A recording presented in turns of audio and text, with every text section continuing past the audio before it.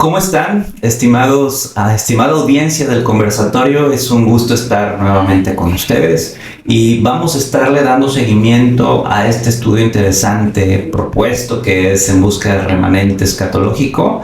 Y en este episodio también nos acompaña nuestro amigo el Pastor Robles. Pastor. Gracias, estamos aquí nuevamente con la ayuda de Dios para comentar acerca del apasionante estudio en busca del remanente escatológico. Así es, ¿y cómo lo haremos? Pues en el anterior episodio estábamos hablando de 4 batallas libradas en el capítulo 12, pero hacia el final de este capítulo era necesario entender con mayor profundidad la última batalla, que es precisamente la que quisiéramos estudiar, abriendo esta serie de pasajes, haciendo una ampliación más detallada. Y esto nos lo permite el capítulo 13 de Apocalipsis, que es en donde nos vamos a centrar el día de hoy. Y entonces la pregunta obligada aquí sería, ¿en qué consiste la última batalla? Porque el verso 17, el último verso del capítulo 12, dice: entonces el dragón se llenó de ira contra la mujer y se fue a hacer guerra contra el resto de la descendencia de ella, o sea, el remanente escatológico. Ya no hay otro remanente, ya no hay otra batalla, y se dan las características, es decir, los que guardan los mandamientos de Dios y tienen el testimonio de Jesucristo. Entonces esto nos lleva al capítulo 13. Se puede decir que el capítulo 13 es como una exégesis del verso 12-17 o una explicación. Y entonces esto nos lleva a recordar cuál sería el arma favorita del enemigo, hermano Francisco. En su esencia, Satanás, le describíamos anteriormente, en su significado, en su nombre también, y en su identidad, que nos ha demostrado a través del estudio de la Biblia, es que es engañador. Y en este sentido, Satanás se va a hacer guerra contra este remanente y su principal engaño consistirá, ¿verdad?, hacia el cierre del tiempo del fin, en grandes engaños. Dios va a permitir que el engaño se intensifique en su máxima expresión. Así que el enemigo falsificará lo que Dios provee a su remanente. El enemigo va a hacer una copia, una imitación, una parodia, y lo va a ofrecer al mundo. Así es. ¿Verdad? Entonces, al mismo tiempo que Dios va a permitir que el enemigo intensifique el engaño, también Dios va a intensificar la protección hacia su iglesia, hacia el remanente, para que también se intensifique la proclamación de la verdad. Así es. Y yo quisiera iniciar describiendo que hay un poder que empieza a tomar fuerza. En episodios anteriores habíamos explicado un poder al cual se le quitaba la fuerza. Y este hecho de quitar la fuerza al poder tenía que ver con una herida de muerte, una herida mortal. Y aquí el capítulo 13 nos habla de cómo revive este poder y vuelve a tomar sus fuerzas que también tenía. Fuerzas políticas, fuerzas religiosas, fuerzas de decisión dentro de la sociedad, dentro de la política principalmente. Y dice, y vi una de sus cabezas como herida de muerte, y su herida de muerte fue sanada. Y se maravilló toda la tierra en pos de esta bestia. Ok, pues hermano Francisco, el lenguaje de este texto, curiosamente, es una parodia de lo que le sucedió a Jesús. Así que esta bestia que sube del mar actúa como el hijo, ¿verdad?, falsificado, en tanto que el dragón parodia al padre, porque él comanda a este trío, el dragón, la bestia y el falso profeta, o el falso profeta también es la bestia que sube de la tierra. Uh-huh. Entonces, así como Jesús sufre una herida de muerte y resucita al tercer día, esta bestia que sube del mar, ¿verdad?, dice que sufre una herida mortal pero esa herida mortal es sanada, ¿verdad? Entonces, esta sanidad de la herida querrá decir acaso que el papado recuperará la autoridad que tuvo cuando se unió al poder civil al Estado y perseguirá o impondrá sus doctrinas so pena de persecución. Así es, tendríamos que irnos a la historia y recordar la fuerza que tenía el papado en el ámbito político, en el ámbito religioso y dentro de la sociedad. Cómo le es arrebatado este poder en 1798, que deben de ver nuestro episodio anterior, ¿verdad? Cómo se le quita el poder, ahí está la herida, pero este poder, la profecía dice que será recuperado. Comentábamos anteriormente, pastor, que no podemos decir que este poder ya está en función, sino que debe de porque recuperar. Todavía no se ha producido la unión.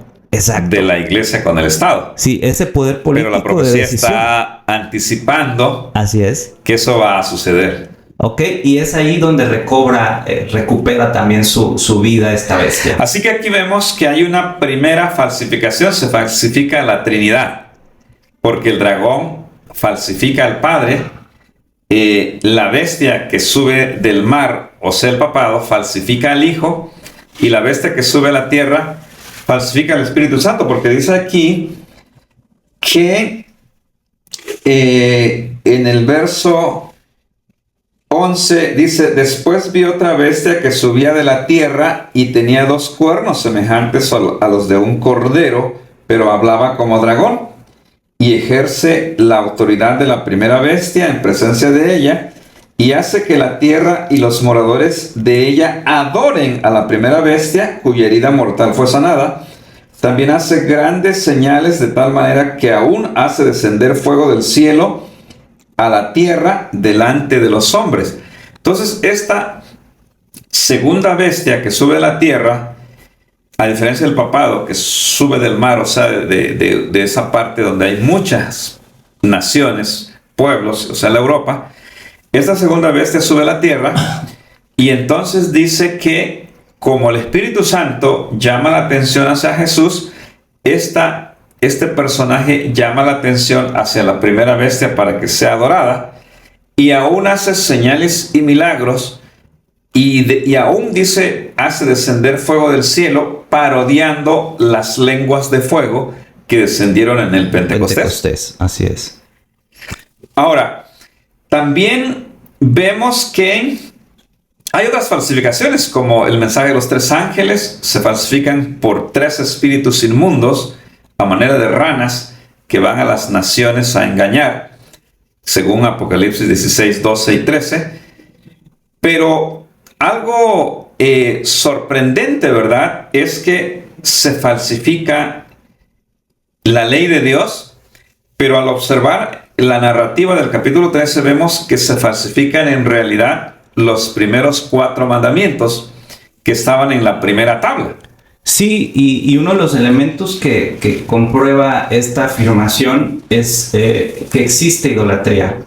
Llama la atención la idolatría. Dice, por ejemplo, también que, bueno, habla de en lenguaje simbólico, cómo se hace imagen, ¿verdad?, a la bestia. Ahí, por ejemplo, se está falsificando el segundo mandamiento. Pero dice que adoraron al dragón, ahí se falsifica el primer mandamiento. Y dice aquí que la segunda bestia, en el verso 5, también se le dio boca, que hablaba grandes cosas y blasfemias. Entonces ahí se falsifica el tercer mandamiento, que dice: no tomarás el nombre del Señor tu Dios en vano. Pero el clímax de la falsificación viene cuando se falsifica el cuarto mandamiento. ¿Y cómo se lograría esto? ¿O cuál es la razón? Bueno, el grave problema con Satanás, como dijimos al inicio, es su afán de falsificar todo. Lo hacía desde el Génesis, ¿verdad? Y el desbordamiento, ¿verdad?, de la ira de Dios ocurre también en el contexto de entender que el día sábado sería sustituido por el día domingo. Exactamente, y eso tristemente sucedió, ¿verdad? cuando la iglesia post-apostólica, es decir, cuando después de que mueren los apóstoles, la iglesia post-apostólica se empieza a alejar del Antiguo Testamento. Esto debido a las dos guerras del Imperio Romano contra los judíos, la del año 70 y la del año 135, y entonces donde los judíos aparecen como los enemigos del imperio, pero fue algo que el imperio se inventa, ¿no? Así es. Y entonces la iglesia, para no ser relacionada con el pueblo judío, desafortunadamente se aleja del Antiguo Testamento. Y entonces va a entrar la filosofía y la tradición. Falsas doctrinas como la inmortalidad del alma y la adoración en domingo, entonces logran entrar a la iglesia cristiana sin ningún apoyo bíblico y especialmente del Antiguo Testamento. Hacia el siglo III, por ahí el siglo III, con la persona de Constantino. Correcto. Cuando Constantino se convierte y emite aquel primer decreto de una ley dominical, aunque tenía efectos civiles, pero es un precursor, ¿verdad?, de lo que haría más tarde el papado. Ahora, hay algo interesante, hermano Francisco, que la iglesia, ¿verdad?, que tuvo su sede en Roma y fue comandada por el papado, no lo niega, sino que lo admite, aduciendo que ellos tenían autoridad de cambiar la santidad del sábado hacia el domingo, por su poder que, según ellos, alegan que le fue dado por Dios. Ellos lo admiten y cumplen de esa manera la profecía. Pero donde yo sí veo un problema es con el pueblo protestante. Porque el pueblo protestante, teniendo acceso a la Escritura, ¿verdad?, está endosando lo que hizo el papado. Así es. Y eso sí me parece difícil de aceptar. Así es. Por eso la necesidad de reconocer, pastor, este seguimiento del remanente y las cualidades y características que el remanente especial de Dios y el remanente verdadero sobre todo tendría. Y volvemos a insistir, determinar con estas dos características los que guardan los mandamientos es importantísimo para encontrar a la iglesia verdadera. Correcto, y entonces podemos ir ahora al último punto, ¿verdad?, para entender la lucha contra el remanente, y sería cómo responde Dios, ¿verdad?, a esta serie de falsificaciones. Y cómo la respuesta de Dios, como dijimos cuando hablamos de Apocalipsis 2:17, el remanente, al guardar los mandamientos, es guardado de el peligro en el tiempo del fin. Y la respuesta de Dios la encontramos en Apocalipsis 14, 6 al 12. ¿Qué encontramos ahí específicamente, hermano Francisco? Leemos, dice: y vi otro ángel volar en medio del cielo, que tenía el evangelio eterno, para predicarlo a los moradores de la tierra. Es el mensaje de los tres ángeles, y a toda nación, tribu, lengua y pueblo. Noten el versículo 7, dice, diciendo en alta voz: temed a Dios y dadle gloria. Esto lo hemos tocado hace 2 episodios anteriores, cómo se identifica a un remanente que teme a Dios y que le da gloria. Luego nos llama nuestra atención al juicio, la hora del juicio ha llegado, y luego nos llama nuestra atención a una identificación de lingüística, podríamos decir, que lo relaciona con el Éxodo capítulo 20, donde está la descripción del cuarto mandamiento. Dice: y adorar a aquel que hizo el cielo, la tierra y el mar, y las fuentes de las aguas. Entonces, esta conexión lingüística entre el Nuevo Testamento y el Antiguo Testamento de Apocalipsis 14 y Éxodo capítulo 20 es altamente significativa para encontrar el día correcto de reposo dentro de esta narrativa que describe, ¿verdad?, al remanente. Correcto, y el tema entonces que va a estar en juego es el tema de la verdadera adoración. ¿Y en qué consiste la verdadera adoración? No se limita a una estructura llena de belleza como el lugar de adoración. No se define por la estética de los cantos, ni aún por predicaciones cristocéntricas que se pueden encontrar en muchas partes, sino que la verdadera adoración, según Apocalipsis 13 y 14, se define por los primeros 4 mandamientos de la ley de Dios. Ahora, si un sistema religioso quisiera establecer una adoración de alcance mundial, ¿qué tendría que hacer antes? Pues esta acción derivaría del recuperamiento del poder de la Y en cuanto a la ley que define la adoración, ¿qué tendría que hacer ese sistema? Modificarla. Modificarlo.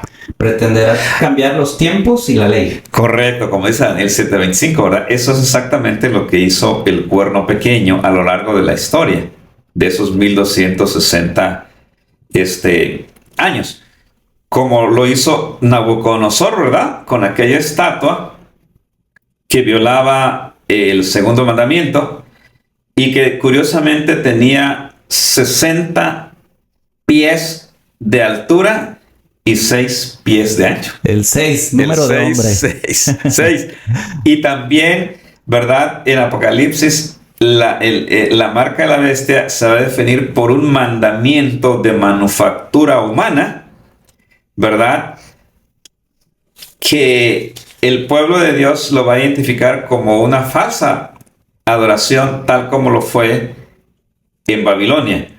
Y sobre todo, y especialmente, ¿verdad?, con el 4º mandamiento, que tiene que ver con la observancia del 7º día. Ahora, tú decías que el mensaje del primer ángel toma la fraseología del 4º mandamiento, y eso es sumamente importante, ¿verdad? Especialmente de Éxodo 20:11, donde se da la razón para guardar el sábado. Y la razón es porque en 6 días hizo Jehová los cielos, la tierra, el mar y todas las cosas que en ellos hay, y reposó en el 7º día. Por tanto, Jehová bendijo el día de reposo y lo santificó. Esto sugiere que la importancia de la observancia del sábado es que es el medio que nos lleva a la verdadera adoración de Dios como el Creador. Así es. Ahora, esto va a tener una importancia vital en el tiempo del fin, porque al adorar al Creador, el remanente le serán suplidas todas sus necesidades. Caso contrario, ¿verdad? La bestia ofrecerá todas las comodidades habidas y por haber a quienes reciban su marca, solo para que al final, cuando ya sea demasiado tarde, descubran que fueron engañados. Así es. Y nuevamente volvemos, pastor, a la certeza de que el mandamiento nos cuida. Nos guarda, ¿verdad? Nos guarda. Cuida. Entonces, mucha paz tienen los que aman tu ley. Amén. Y no hay para ellos tropiezo. Salmo 119, 165, ¿verdad? Estamos terminando ya este episodio, pastor. No sé si hay alguna idea que se quedara por ahí en el tintero para hacer. Bueno, podríamos concluir nuevamente con la identidad del remanente que estamos tratando de encontrar, ¿verdad? Y precisamente el mensaje de los 3 ángeles se puede ver como una secuencia histórica, aparte de que son mensajes contemporáneos y simultáneos, y que cuando se van cumpliendo uno tras otro, hay un resultado, ¿verdad? Como resultado de esa predicación fiel del mensaje de los 3 ángeles, el versículo 12 presenta el producto, el resultado. ¿Y cuál es? Lo vemos consistentemente. Sí. Otra vez estas características.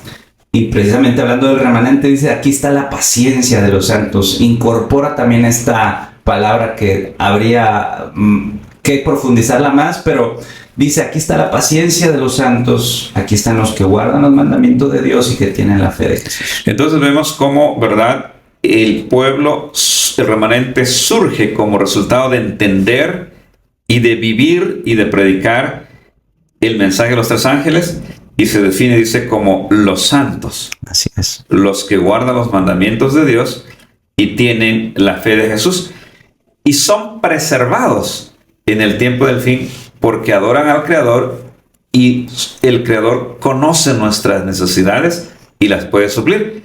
En cambio, el contrarremanente, los que están del lado opuesto, dice que no tienen reposo ni de día ni de noche. ni de noche. Obviamente porque quisieron encontrar reposo en el lugar equivocado.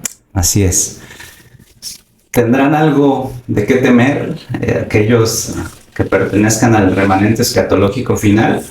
Nada que temer, ¿verdad, pastor? No, porque el Apocalipsis nos presenta la victoria del remanente de Dios y de su verdad. Quiera Dios que en estas verdades podamos atesorarlas en nuestros corazones y sobre todo ir a la Biblia, a estudiar y seguir descubriendo la identidad de este remanente para que pueda ser de bendición para nosotros y para las siguientes generaciones. Este episodio lo terminamos, agradecemos al pastor grandemente y continuaremos más adelante. Que Dios te bendiga.